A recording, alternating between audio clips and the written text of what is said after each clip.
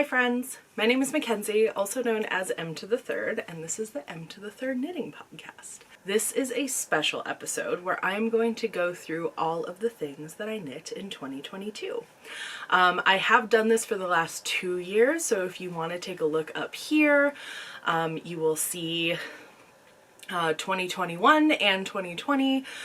It's a really great opportunity for me to kind of reflect on what I've made, reflect on the materials that I used, and yeah, I really enjoy both looking back on these videos and making them and preparing for them. So yeah, without further ado, let's get started. So the very first thing, which if you have been following my podcast for a long time, you will definitely have seen before, is that last year I hosted a sock stash along is what I ended up calling it. Initially what sparked the knit along was an idea that I had. Because I noticed that I had I realized that in my stash, I specifically had a lot of one or like a full skein plus a mini skeins of sock yarn. And it's a very easy yarn to buy a skein of like while I'm vacationing, or just be like, oh, I know what I'll do with that. I'll knit a pair of socks. I really love knitting socks. It's basically what got me into knitting in the first place. And so I decided that what I would do is wrap each sock in some craft paper. And my goal for the year would be to pick one out, unwrap it, and then I would knit a pair of socks with that stash skein. And it would kind of be like a surprise, and also there were things in my stash that I knew that I wanted to knit into socks but just like hadn't gotten around to it. And so this worked super well for the first, I think, 4 to 5 months, and I had a blast doing it. And then around the 6th month, when I started unwrapping skeins, I was like, I actually, like, this is a yarn that I don't actually want to knit with. Some of that was like Knit Picks Felici, which in the past I've really loved, but now is almost like too slippery and soft of a sock yarn for my taste. And so I ended up unwrapping a bunch of them and donating a bunch of them. Here in Portland, Oregon, where I live, Ritual Dyes has a little free fiber library outside of their store. So I dropped off, I think, about 4 skeins of ones that I was like, this color isn't speaking to me, you know, the yarn isn't speaking to me, whatever it was. And then basically kept going from there. So I did complete my goal, which was 12 skeins of socks over the course of 2022. Now, this is the 3rd time I have done a challenge like this for myself. The 2nd time was in 2019, and the first time I think was like 2017. And it's interesting because in 2017 when I did it, it was actually really a struggle to finish. And then in 2019, I think I even maybe didn't do one last pair. And it was just like, it felt like a lot of knitting. This time when I did it, it was like totally, I totally accomplished it, and I think it was like me understanding that there has been a mark of like my speed and just skill in knitting, because I had no trouble finishing under the deadline, and I kind of like was even able to pace myself and included patterns in it and whatnot. So even though I have talked about all these socks on my podcast throughout the year, I do want to take time to go through each one, talk about the yarn and talk about the pattern. But if you are sick of hearing about my socks, which I totally understand, I've also time-stamped the different sections of this video. So I've got socks. Next we're going to talk about accessories, and then I'm going to go into sweaters. So if you've had it with socks, I understand. And I'll see you in the next bit. But yeah, I also realized as I was like pulling the socks together that I don't remember what order they were in. So I'm going to do my best to kind of get the general order, but there's a bunch in the middle that I was like, I don't remember which month they were for. Okay, so the very first pair were these socks that are just ribbed all the way down to the cuff. It's a heel flap and gusset with slip stitches, and this is a special yarn that I got when I was still living in New England from Mad Fuzzy, and it is an East Frisian and Firestar nylon 150 gram gradient set. I have talked about this yarn a lot and I really love it. Because the Firestar nylon actually picks up the dye and almost makes it sparkly with added durability. And of course, all of these socks I've already been wearing, so they're a little, they've been used. I haven't kept them pristine, but they've all been wearing very well. So just noting that as I show them off. So that was the first pair, and I have to say, as these have washed, like it's a rustic yarn, and they're very, I don't want to say soft because I don't think that's right, but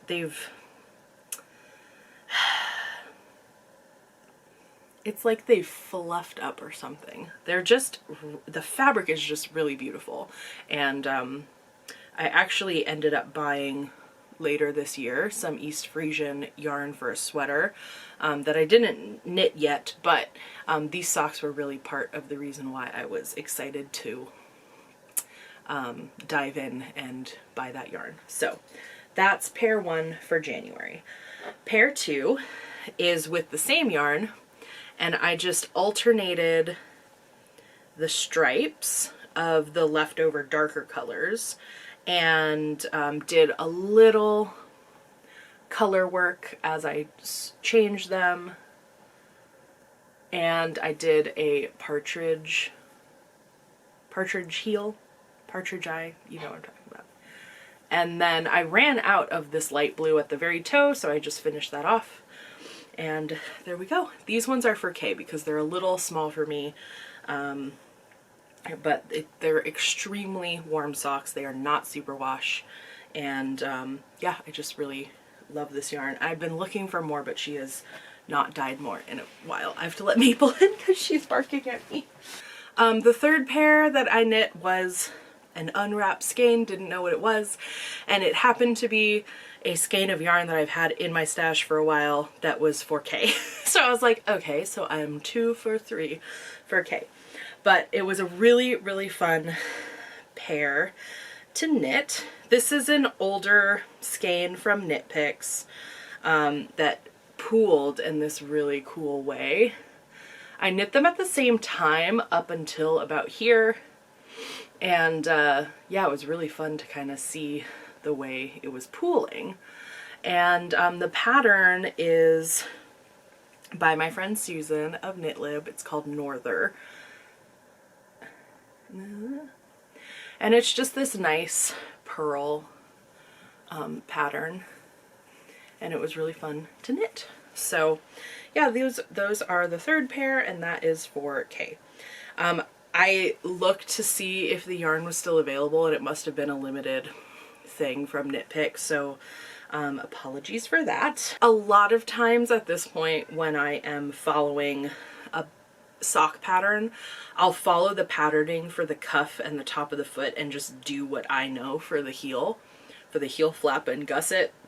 And then sometimes I'll incorporate what they did for the toe, like in this circumstance, but a lot of the times it's just easier for me, and usually constructions aren't that unique, so I just do what I know. I don't know if you can hear that. Moose is fully sticking her paw under the door and like asking to come in. Okay, fourth pair. Again, this is the part where I can't remember when I knit what pair, but this is a skein of yarn from Republic of Wool, who has since stopped dyeing. But she's local here in Oregon, and this was the colorway Back to the Future. This is actually a sock that I knit in a video. I knit one sock while I was still living in Boston. And in my video, How Long Does It Take to Knit a Sock? And then I fully misplaced the contrast color. And I was like, really? And so for a long time I was just like, I like could knit a mismatched sock. I don't really want to, but eventually found it as I, you know, continued to unpack and move things around. So I finished this, and then they are too small for me. So again, this is for Kay. So at this point, I was like three pairs for Kay. So they made out with 3 pairs this year. The rest ended up being for me. So this is the next pair, and this was a self-striping skein from Kirby Werby yarns, and I really like the colors. I really like the way it turned out. And then I think I bought from her this this contrast mini. So I thought I was being very clever. So occasionally the 2 heels that I alternate between are a heel flap and gusset with a reinforced heel flap, and a fish lips kiss heel. And so for this one, because it was self-striping, I decided to do the fish lips, but I decided to do it all in garter. And because sometimes when I do this kind of heel, it can be tight up here, like this section, I decided to add some stitches in the first row of incorporating the contrast color. So I ended up with like 8 extra stitches as I knit the garter heel, and then decrease them before starting again with the self-striping yarn. That didn't work out the way that I wanted because the stretch was not, I don't know, I noticed that when I wear these, it sort of like sits on my foot weird, so that wasn't necessarily the best option for adding more width there. I also have noticed of all of the socks, I just must have knit these kind of loose, and they're getting like, I can just see through them, and so that does not bode well for the longevity. And I believe that was a knitting error more than a, you know, dyeing error, because this is a pretty standard sock base. So yeah, it really seems like this part, like the cuff, is a lot tighter. On actually, well, I don't know. Yeah, I don't know. Sometimes that just happens when I'm knitting. I'll loosen up. So yeah, we'll see. These ones probably won't last that long. I've also noticed in general, to me it seems like knitting a garter heel turn or heel flap would make it stronger because it like seems like a thicker fabric. However, it also kind of makes it looser, and I've noticed in the socks that I've done that in, they are wearing out faster. So yeah, I need to think about that a little bit more, but in general, I think that is not the way to go. And lesson learned. But I'll wear these and mend them as needed, because I do really like the colors, and I think they coordinate with my wardrobe really well. So we're at 5. This is another standard pair, very similar to the first ones. I did do a 1x1 rib and then switch to a 3x1 rib, and then do my standard heel flap and gusset.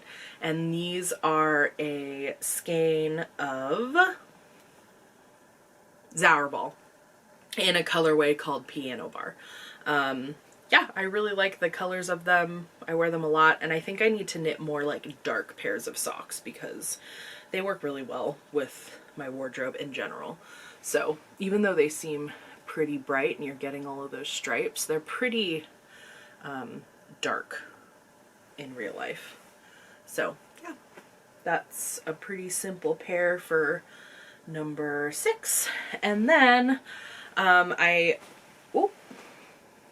unwrapped this skein of Urso Yarn Co.'s BFL. This is a yarn that I really like. I like their dyeing a lot. They're based in Montreal, and I have a bunch of skeins that are like slightly variegated, and this is one of my favorites. And I pulled a pattern. I also added some patterns so Norther, actually, the one by Susan, was one of those patterns that I've like bought on Ravelry and then not knit. So this was another sort of situation where I had a pattern in my book collection and picked it for the sock. And it's from one of the Coop Knits books. I know I never remember the name of it because I basically knit it and then let it go. But yeah, I really like these, and they always get a lot of compliments. And in the past, I've said I don't really like patterns on socks, like especially lace patterns, but these ones have proved me wrong. They're some of my favorite. I like the way they wear. This yarn is pretty dense on the foot, which I really like because I don't think they're going to wear through. So this definitely be making me an advocate of BFL nylon sock yarns. So yeah, these are some of my favorites. Then we move on to this pair, which is from an issue of Pom Pom. The pattern is from an issue of Pom Pom. And they are called, like, it's the Cloud issue. I will link all the patterns down below if I used a pattern, so that you can reference it. But yes, this is from the issue of Pom Pom that was like Dreamscapes, and it used Kindred Red. I ended up using a sock yarn that was custom dyed for the shop I work at, the yarn is called Desert Bloom, and it's by Blue Fiber Company, who's a local dyer to us. And then Perennial, which is by Kelborn Woolens, which is an alpaca merino nylon sock, like, yarn. It's not technically a sock yarn, but I used it and it's actually holding up really well. I mean, I haven't had them for too long, but I'm enjoying it in socks. So yeah, those ones were really fun to knit, and I have enough yarn to do the same but opposite. That was sort of my initial intention, but of course I got sidetracked. And what I got sidetracked with were scrap socks. And the next 3 pairs are scrap socks. So this was the first one. So I actually used scrap socks of the pink from Urso Yarn Co. I used a mini of Perennial in this like bright color, and then just scraps of Mondim, of some other like stuff. And I basically was just like knitting until I got bored and then incorporated a new color for a few rows. I didn't want them to be matching, but I wanted them to be coordinating, and I'm really happy with how these turned out.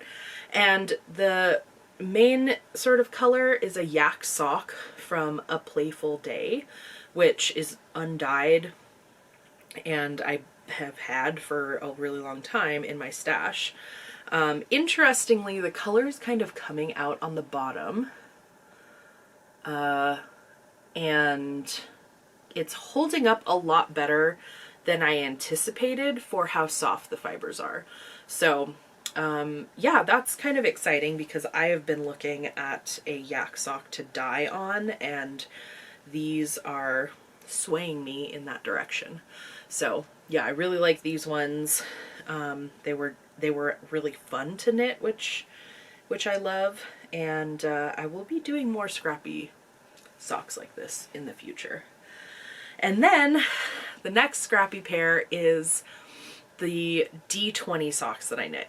So if you follow me on Instagram or TikTok, you've definitely seen the progress of these socks, which is that I took a 20-sided die and picked 20 skeins from my stash, 20 scraps from my stash, that all kind of coordinated, but I did not know how it was going to go, and I rolled once for which yarn I was going to use, and then rolled a second time for how many rows of each yarn I would use. I also rolled to pick a toe and heel color so that at least the socks coordinated in that way. But other than that, they were random. The whole, oh my God, the whole cuff and body of the foot. And I had a blast doing it. All of you really loved the series, and yeah, so this is how the socks turned out.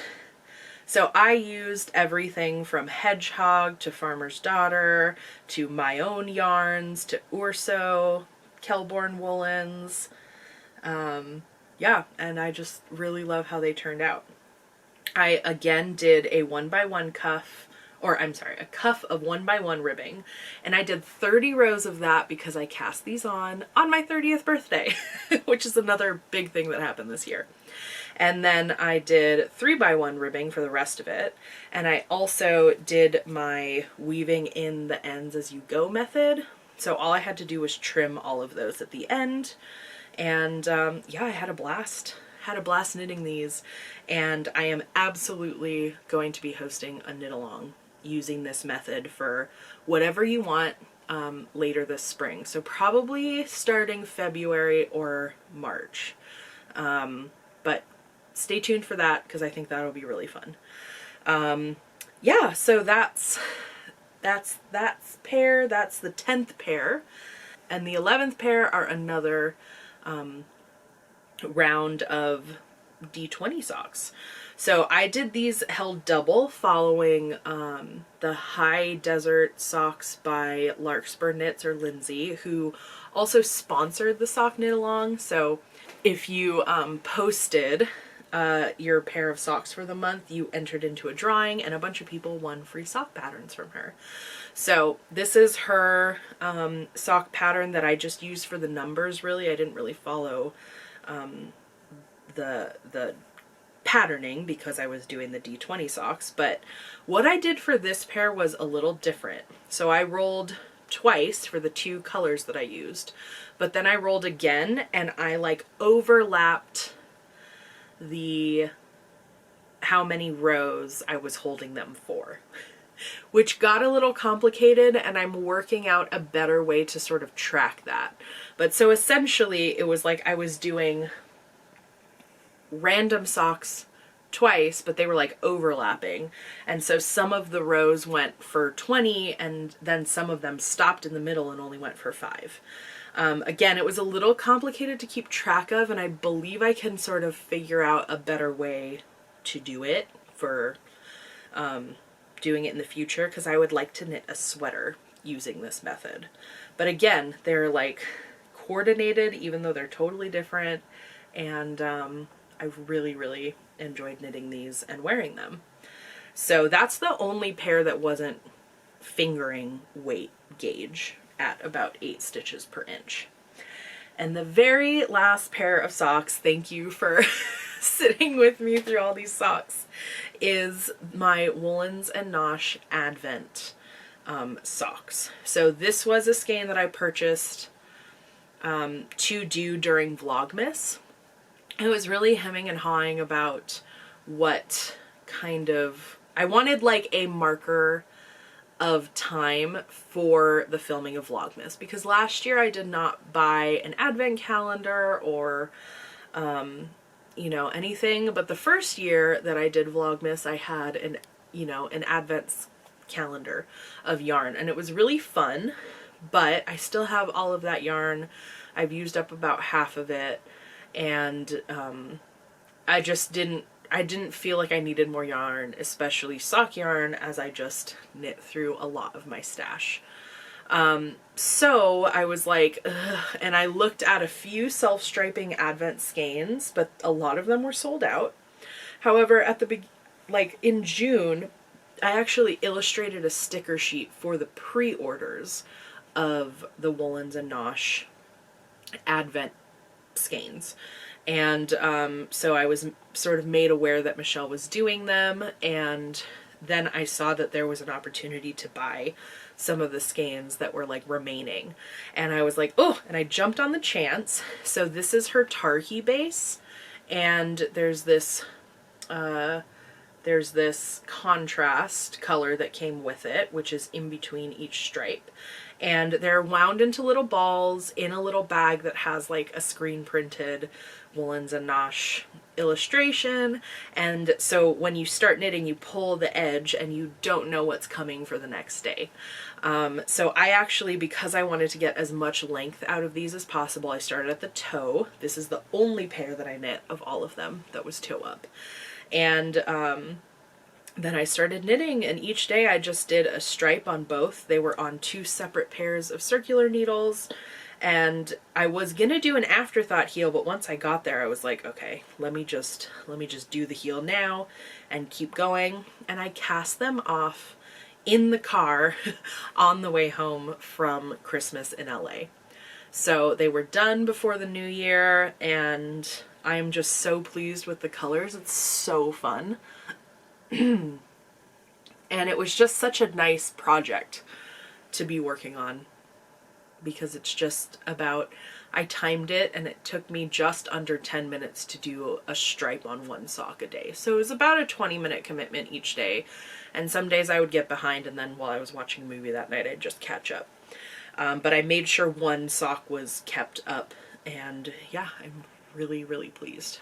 And so that is 12 socks for 2022.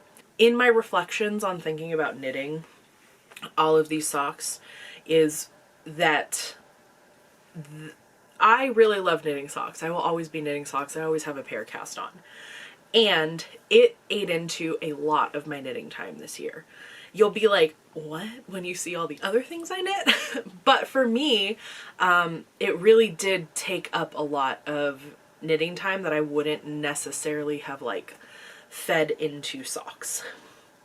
So just like kind of being aware of that for the future when I am committing to a long project is like, you know, I have limited knitting time, and when I choose something like that, it's a lot of my knitting time that ends up, you know, being for a specific thing.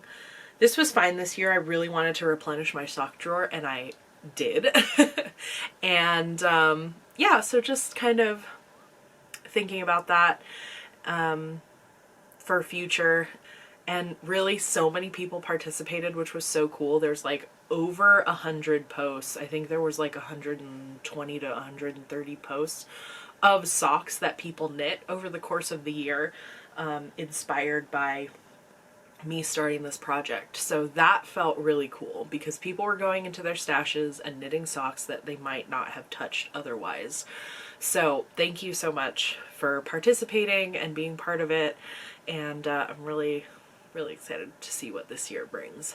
The very last thing about socks that I will mention is that I published my first sock pattern through Yarn Co. this year, which is the Reyes sock. So this is a really, really fun stripe pattern using my yarn Emtothethird sock. And I talk about how to weave in your ends as you knit. A bunch of people knit it, and I'm really proud of this here pattern. So I think the striping is unusual and fun, and I even have some sock kits featuring this colorway in my store, and am planning to have more at Rose City Yarn Crawl at the end of February. I'll talk more about that in my next podcast episode, but this was also quite a big accomplishment for me to get the kit all together and to get a pattern out. So you can purchase the pattern on Ravelry and on my website. So yeah, just wanted to also give a shout out to my little sock that I cherish. Now we are moving right into accessories. I do have a little notebook here that I need to make sure to look at, because sometimes I forget. So I didn't, because I was knitting so many socks, I really didn't knit a lot of accessories this year, which had me, I realized, kind of chomping at the bit to cast them on for the new year. But let me go through those. And also a lot of the accessories that I did knit ended up being gifts or samples. So I don't have them with me, but I should have pictures. So the first thing that I knit was a hat called the Pitanga hat by Manos del Uruguay. And that was in their Cardo base. I used 2 colors, the same as in the sample, and yeah, that's the hat. I don't even think it really fits me. It was a sample for the store I work at, and I think it is really helpful to have that sample at the store, but I'm not sure 100% what I'm going to do with it when I get it back. So yeah, very simple color work. It was fun to knit, and I do really like the yarn. It's a Cormo, and it's really chunky, so it's really good for a lot of things. Yeah, and then on Halloween I got a little itch that I felt like I wanted a Halloween costume, like so last minute. Like in the middle of the day I was like, I'm gonna have a Halloween costume. And the only thing I could think of was to make a little hat like Little Witch Hazel, because I had a bunch of red yarn that I could just hold together, and that's exactly what I did. Is I made a Little Witch Hazel hat and wore some cute sweater that looks like hers, and yeah, it was a little gnome. And I try to wear this out of the house because I think it's freaking adorable, and Kay is always like, please no. But I have it, and you know what, I think it's a great costume for when I need it. But yeah, I think it's really cute, and I love how much it sticks up. It was a pattern on Ravelry that I found. It was either free or like a couple bucks, but yeah, it's just very slow decreases, and because the yarn is so thick, it just... And hilariously, the first person who came to our door for trick-or-treating was also Little Witch Hazel. It was so funny and cute. So yeah, that was my little costume for this year. And hashtag gnomecore. That's the dream. It's so big. Okay, so there's that. And then also I got a little bee in my bonnet, I guess, about making Kay, Maple, and I reflective gear. So I made myself this headband that I can wear out at night because our neighborhood is super dark. So I just wear this like over my ears. And I don't know if you can like see the reflectiveness, but it lights up at night. And then I made Maple a little sweater, which, God, I couldn't find. I was looking for it, but I'll include the TikTok because the TikTok actually went viral. It was like my first viral TikTok. It has like 70-some thousand views on it. This little spool of thread, which doesn't look like much, is the star of my next project. Here it is in light. It is reflective, and I am working on knitting my dog a little reflective sweater. My neighborhood is super dark at night, and I worry because she is mostly black that you just won't be able to see her or me. So before I knit myself a little hat, I want to make sure that she has a little vest. This is the beginning of the swatch for her, and I will show you what it looks like in some light. And I wasn't really happy with the fact that the reflective thread was kind of getting lost in the fabric. So I decided to pull out my spinning wheel and ply the reflective thread together with one of the yarns that I am using for the sweater. Basically, my thought here was that if it's wrapped around the yarn, there's going to be more strands of it visible, and therefore when I knit it, you'll be able to see it better. And here arrives Maple to oversee the process. What I didn't consider in doing this is that it used up a lot of the thread, and it's pretty expensive and it doesn't come in very big quantities. So I did end up having to buy some more, and I think if I were to do it again, I would have just started with the thread for like a sewing machine instead of the specific knitting thread. Yeah, so if you're curious about this, I will put a link to it on Amazon through the link in my bio, because I do think it's a fun thing to experiment with. Also, it's very hard to record while using a spinning wheel. So this is the best I could do. So as we got to the end, the project manager is still overseeing, but this swatch looked a lot better with the yarn. And so right now I'm checking my gauge. I love this little ruler. It just makes getting gauge really, really simple. And once I had the gauge, in addition, so stitch gauge in addition to row gauge, I was able to just write up a very basic pattern. And I mean, this is my pattern. I'm not like writing it up for anyone else. I'm just kind of winging it. I've always winged Maple's vests. But after I made a bit of progress, I did want to try it on to her. Unfortunately, she was napping, so she was a little like floppy. Oh my God, it kind of made me laugh. But got her little arms in and it's looking pretty good. So we're going to continue on and hopefully I'll have this finished. Welcome to part 2 of knitting my dog a reflective sweater. Since our neighborhood is really dark and the sun is now setting at 4:30, I wanted to make a little reflective sweater for my pup for safety reasons for her and also for me. So I'm holding several yarns together with some reflective thread, and even though it is a no bones day for Maple, we're trying on the sweater just to make sure that the top part fits, and it's looking pretty good. But she was definitely like, why did you wake me up for this? She wouldn't even stand up. So I told her she was good for letting me try it on, pulled it off, and this look that she gives at the end keeps cracking me up. I think that her little sister, this is Moose, was a little jealous that I was making her a sweater, and not Moose. So I had to kind of fight with her for a minute there to get her to stop playing with the yarn. Moose. But the sweater was very soon finished with the addition of some short rows. It's way shorter than I wanted it to be, but that's just because I was running out of yarn. But look at how bright it is. It's definitely going to serve its purpose.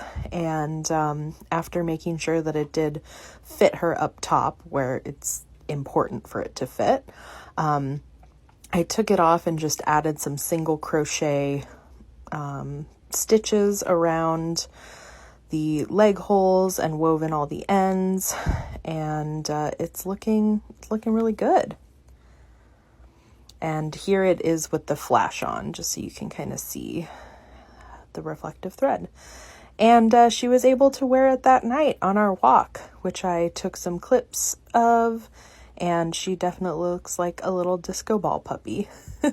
But seriously, look how bright this is in the dark. Yeah, it definitely accomplished what I wanted to accomplish with this little safety vest, and it's just making me feel a little bit better when we go on walks at night. Thanks for watching, and follow for more knitting videos. Yeah, so I made Maple a little sweater so she looks like a little disco pup. I'm sure if you follow me on Instagram you saw that. And then I made myself this really quick little headband, and I still have a bunch of yarn to make Kay a hat, which I really need to get on because they are the one who has started walking Maple at night.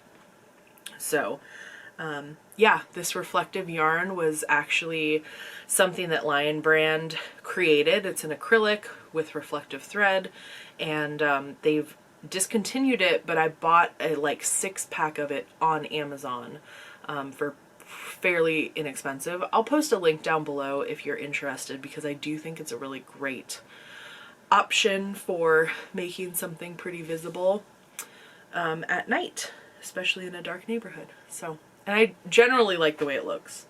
I think I want to knit one for myself that's just not reflective and that I can just wear. So yeah, that's a good one. And then the last accessory that I have in my possession was my beautiful shift cowl. So we had Andrea Mowry come to the store that I work at for some workshops this year, and we hosted a shift along basically in preparation for her visit. So I used a skein of Wololo, a skein of no, I have it. I'll write it down below in case you're curious about the colors, but of course all the skeins are so unique that not sure that you'd be able, you know, it's very hard to recreate something at a spin cycle. But it was definitely Wololo, which is my favorite colorway of theirs. I think it was an ish tint of Rusted Rainbow and kind of an odd skein of Mississippi Marsala. So yeah, I really love this. Obviously it sort of coordinates with my vibe, and yeah, that was really fun. And then I had a whole like snafu with my sister's Christmas gift, which I'm sure you've heard about. But anyway, I decided to switch gears from what I had initially planned on knitting her to make her a night shift, which is a very similar pattern to this, but it's a big shawl and it's with their worsted weight as opposed to their sport weight. And it was a huge hit, and it was very fun to knit. It was very expensive, but she's really grateful for it and has been wearing it nonstop, so I really can't complain. I'll definitely post some pictures and also ask her for a video so she can show it off to you. But I tried to make it like more muted, towards like the front where it would be like the point of it around her neck. And yeah, I'm really happy with how it turned out. She's really happy with how it turned out.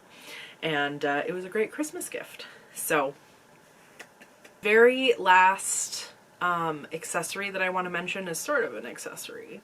But my cousin who lives here in Portland had a baby earlier this year, and I was able to go to her baby shower in April, which was down in San Diego, and I knit her this very adorable little baby sweater using some gradient skeins from Blue Fiber Company again, who's a local dyer here in Portland.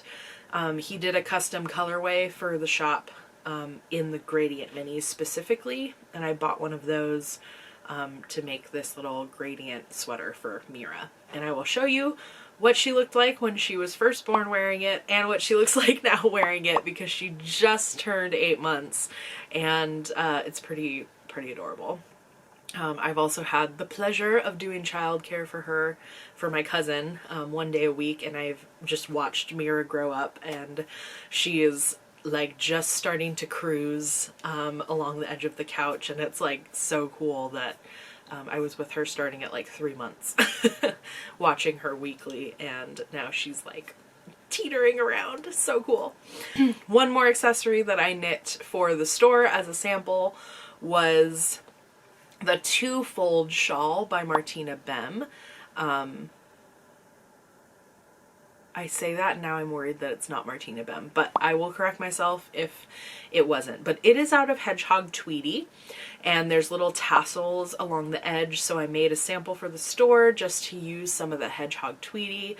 The pattern calls for 3 skeins. I ended up using 4, and it's a really beautiful shawl with a little bit of lace in it, and I used the black Hedgehog Tweedy. And yeah, it turned out really nice, so post some photos there. That was what I knit leading into Vlogmas, so happy that I got that done in time.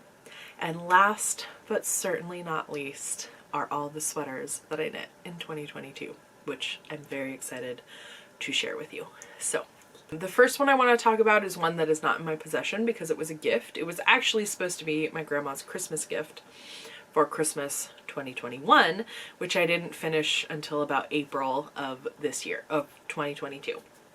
And that was a little ripple crop top in DK weight. I only ended up using 2 skeins of Hedgehog to knit it, and she wears it and it's very cute. So here's a little photo of her rocking it. It's super cute. Yeah, so that was the only one that I don't have in my possession of sweaters that I knit. that's actually feeling really nice. It's a little colder in here than I anticipated it being. The first one that I want to talk about is this Summer Secret crop by Jessie May. I used some Farmer's Daughter. I always get Mayhem and Mischief mixed up because we have both at the store. It is the Sport Weight, and I will look up what color it was and what yarn, the name of the yarn is, but it's their Sport Weight. The pattern calls for a fingering weight, but the gauge is really loose. It's like knit on like a size 7 needle or something. And I was like, it would be completely see-through. That being said, this is still a little see-through. So yeah, I just really wanted a neutral tank to wear with things, you know, during the summer. And this really fit the bill. I knit it during the summer. It took me about like 10 days to knit, I think. I just kind of whipped it out. I do think that in the front, this could be wider for me because there's like a lot of like, it's not totally side boob, but I just want this to be a little wider. In general, I really enjoyed it and wore it quite a bit though. So, I liked that it was like a basic that I could wear all the time. And this color gray is very warm, and I'm a very like warm toned person, so I really like it. I think it's called, I want to say it's called Paul Newman, but of course watch me, it might be Gary Cooper, I can't remember. But yeah, really I'm mostly pleased with that one. But yeah, I wore it a lot during the summer. The next one, you all sort of watched me come into fruition. This was 2022 was really a year where I started to go back to see music in person, which was really special because Kay and I, my partner and I, really like going to see music. And, you know, like so many others, we hadn't seen any in several years because of COVID. So all masked up, we went and saw quite a few concerts, but the one that sort of introduced us back to live music was Orville Peck, and it was such a fun show. It was so great. In anticipation of that, I really wanted to knit something to wear to the show. And at first I was like looking at this vintage pattern book, and I was like, this is a bigger project than I think I want it to be, to kind of like regrade it and do intarsia and all this stuff. So just happenstance, I saw a test call for this sweater called the Cowgirl sweater, and I was like, I gotta knit that. So I applied and I got into the test knit and I whipped it out. And I also ended up using like all Emtothethird dyed yarns, except for this brown color.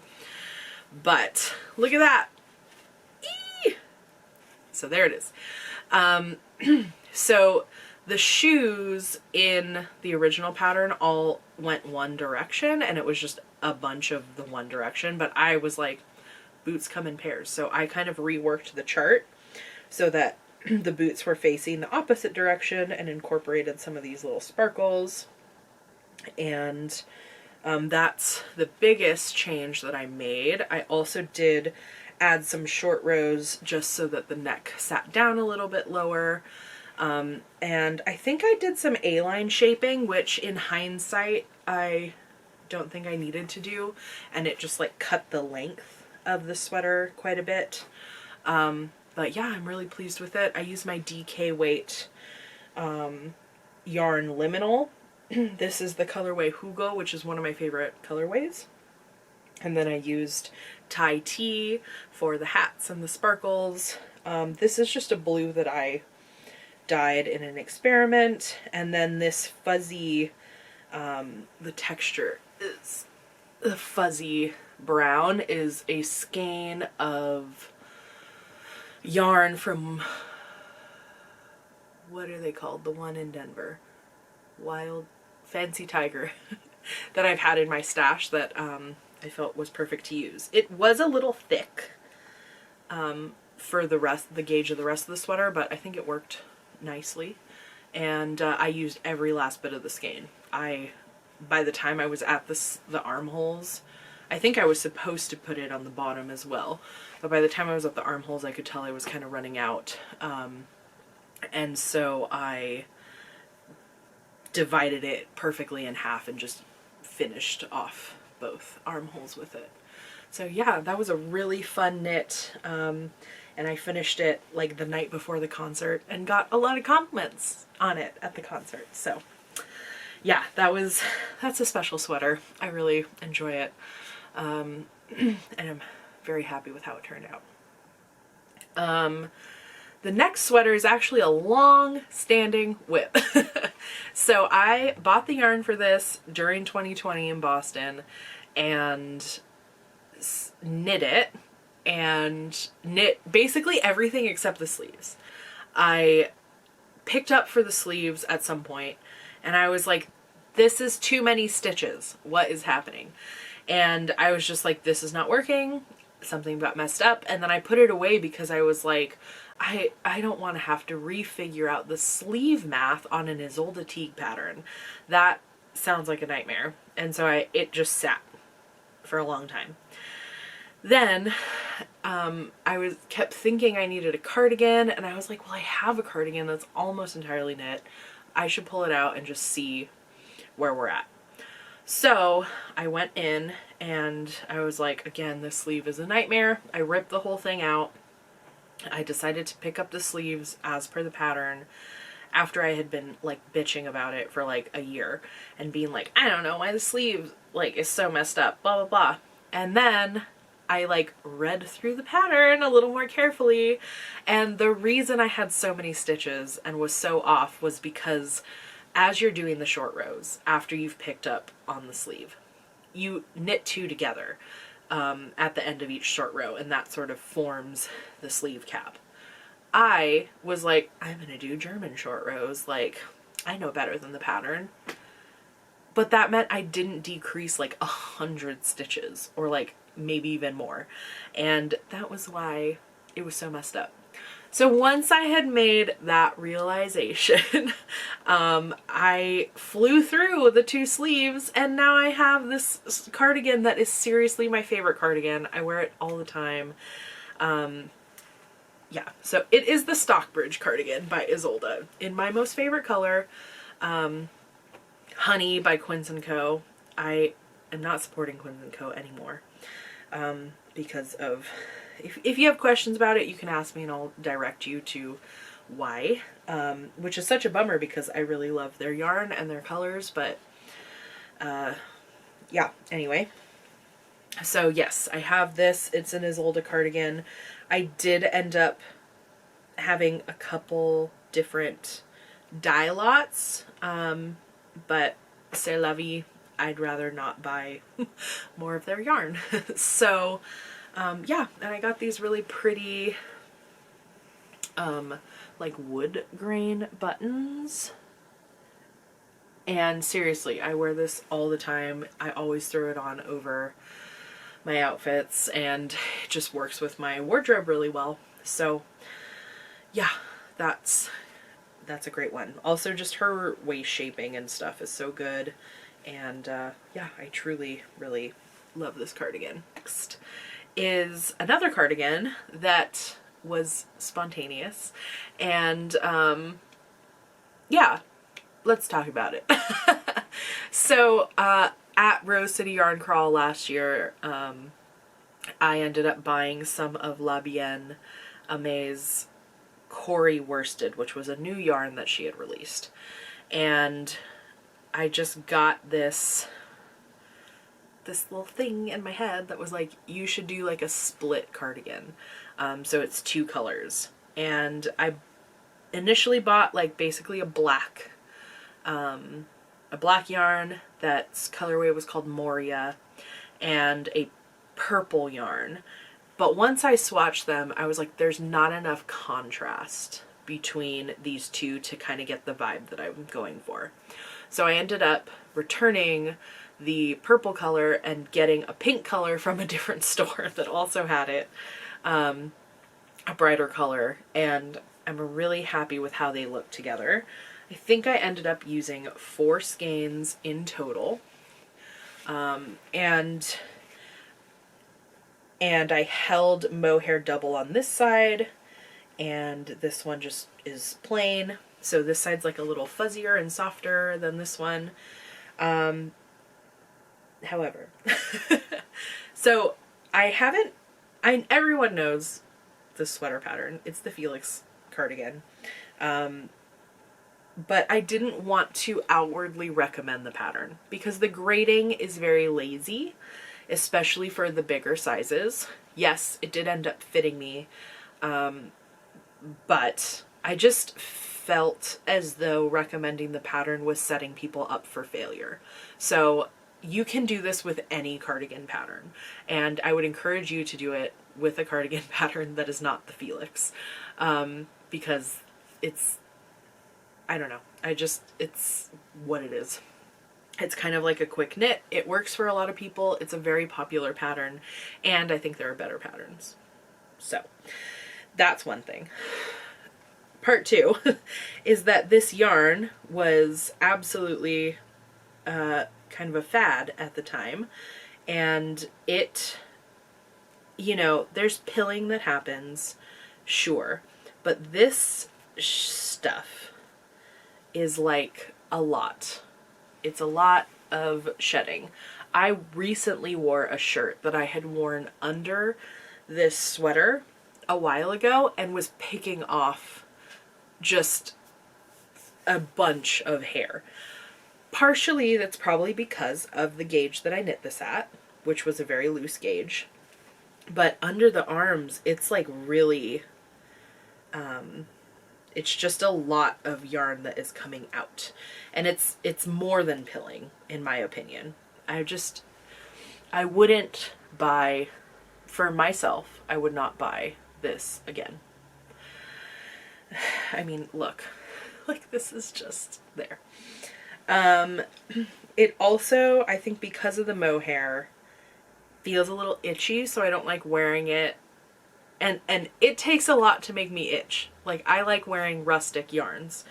But whatever it is about this, it's just very warm, very prickly, which is what mohair does. And yeah, so I also feel like I need like a black dress to wear it with. And so that's definitely something I need to add to my wardrobe. So anyway, I don't know. I'm not like 100% happy with this one. It was definitely I want to knit this. I think it'll be fun. I'm going to do it. And then in hindsight, I was sort of like, you know, I could have like waited a little bit and just made the decision not to do it. So yeah, that's that one, my split cardigan. My favorite part about it is the split colors, and I would do that again in the future. Yeah, so that's that's that. Okay, last but certainly not least is my Rituals sweater by Joji Locatelli. I had 2 skeins of Rusted Rainbow-ish tints that were just stunning, and I had bought them because I had previously had a cardigan that I made right before moving to Boston that was like the first self-drafted thing I made. So the neck was very wide, which wasn't my favorite part of it, but I had used some Spin Cycle and striped it with a neutral Quince & Co yarn, and I wore that thing non-stop. And I wanted to kind of recreate it, but a little bit updated. And I found this Joji Locatelli pattern, and I decided to make it, but using the Spin Cycle. And I had this Swan's Island fingering that has some alpaca in it. And the lace pattern was really easy to do, and I made it a little long so that I could wear it with pants. And yeah, I really, really like this pattern. However, also look at this pilling that is happening. It just is pilling a lot, and I need a depiller.